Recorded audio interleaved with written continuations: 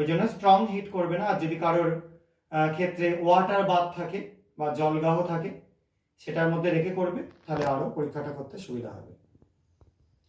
এবং এটাকে কিন্তু বেশ খানিকক্ষণ হিট করতে হবে। এই পরিবর্তনটা হতে কিন্তু সময় নেবে। এটা ওয়াটার বাথে রেখে করলে খুব ভালো হয়। এবার আমরা এই যে গ্লুকোজ সলিউশনটা ইউজ করছি, এর মধ্যে কি গ্রুপ বললাম, সিএইচও গ্রুপটা আছে। এই সিএইচও গ্রুপের জন্য এটা একটা বিশেষ পরিবর্তন ঘটে যাবে। পরিবর্তন কি ঘটবে তোমরা দেখো, আস্তে আস্তে দেখতে পাচ্ছ সলিউশনটা কালার চেঞ্জ হচ্ছে, হালকা ইয়েলো হয়ে যাচ্ছে।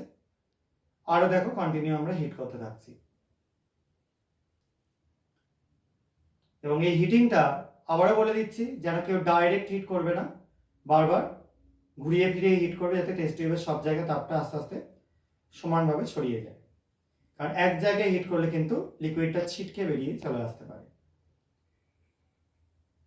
এবং এই হিটটা করতে করতে দেখো পুরো সলিউশনটা কালার কিরকম হয়ে যাচ্ছে, কমলা হলুদ হয়ে যাচ্ছে।